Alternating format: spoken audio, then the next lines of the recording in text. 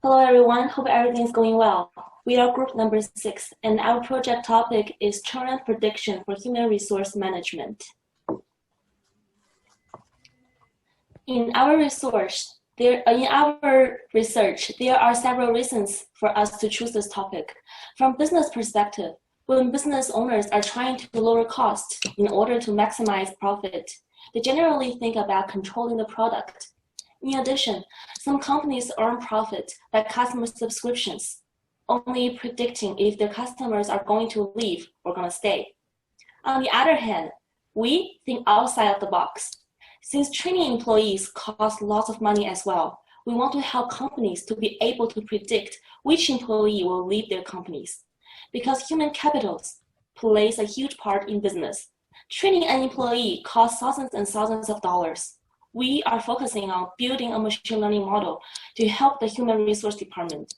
By implementing supervised training in our model, we hope companies can easily find out what kind of employee is worth investing in.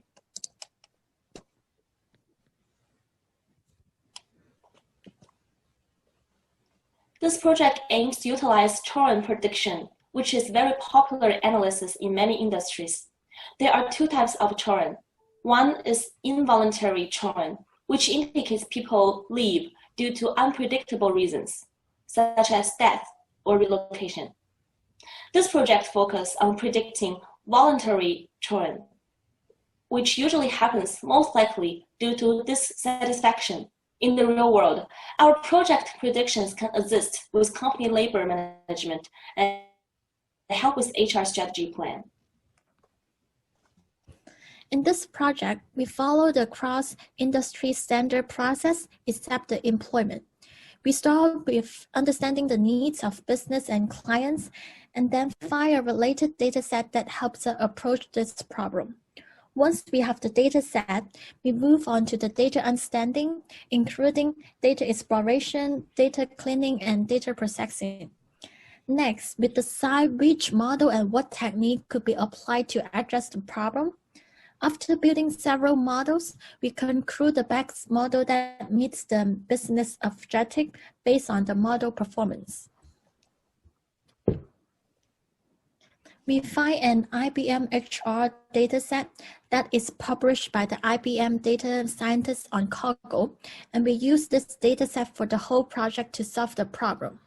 In this dataset, there are 1,470 employee records and 35 employee features, such as age, daily rate, distance from home, education level, etc. The attrition feature is the target. There are two classes in the target feature, which are yes and no. If an attrition is yes, that means the employee is a churn. If the attrition is no, it means the employee will stay in the company. Since we have a labeled dataset, we use supervised learning algorithm and build a high accuracy model to predict the employee's attrition. In the data cleaning step, we check data format, data coordinarity, and the presence of missing values. There were no missing value in this dataset. For the data types, 26 features are numerical and 9 are categorical. We check the numbers of classes for each feature, and we find that the features over 18 standard hours and employee counts have only one class, and the employee numbers represent a unique number of each employee. Since these 4 variables are not useful for prediction, we decide to drop them.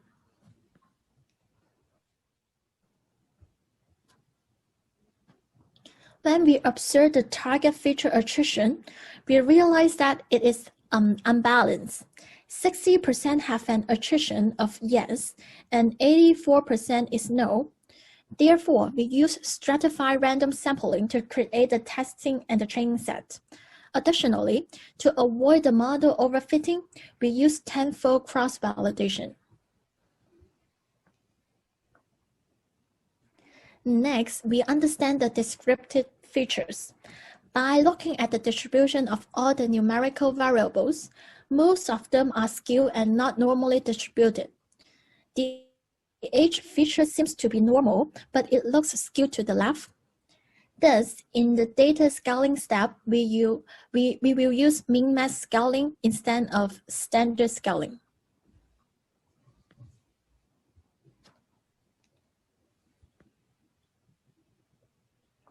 We also run a correlation matrix to see the relationship between variables. It seems that job level has a very strong relationship with monthly income and total working years. These two pairs have the highest correlation among other variables. We also wonder what the primary reason that people would decide to leave a company and whether male and female might have different leaving reasons. Some reason we could think of including living far away, gender discrimination, too long with no promotion. Based on the visualization, it seems that even if people live closer, they choose to leave. Female and male ratio are very close, so it seems that there is no discrimination. Surprisingly, people who choose to stay seems to have a longer period of last promotion. After cleaning and correcting the existing data, we scale the numerical variables and transform the categorical variables. As we mentioned before, we use min-max scaling with a range from 0 to 1. To convert the categorical variables to numerical, we use one-hot encoding since all of our categorical variables are nominal.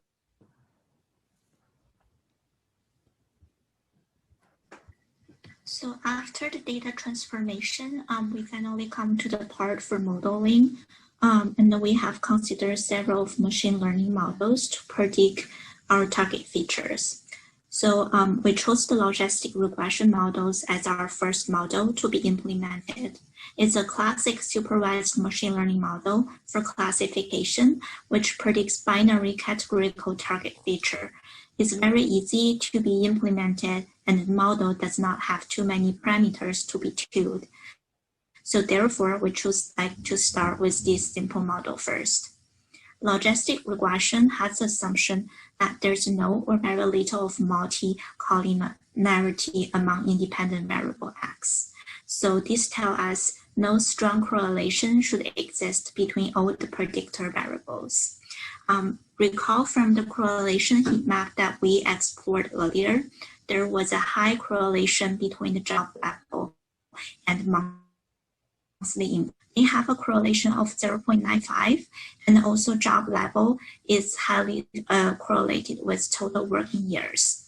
This pair rank as the second correlated pair, which has a correlation score of 0.78. Therefore, we try to fit our logistic regression by excluding the job level and also compare the result with fitting all the predicting features into our model. So the table shows when including all the features, the accuracy result are only 0.07%, less than excluding the job level. The F1 score and the mean square error are all remain the same. It seems that our linear logistic regression model performance does not affect the correlation that exists between job level and the other two variables. So therefore, we decide to keep these features and continue to use it in our analysis. So to continue conducting logistic regression model, we think some ways to improve our model performance. Although logistic regression does not have too many parameters to be tuned, it still have several, such as solver, penalty, and C values. Especially we think of re-regularization, which allow us to reduce our model's generalization error and reduce overfitting.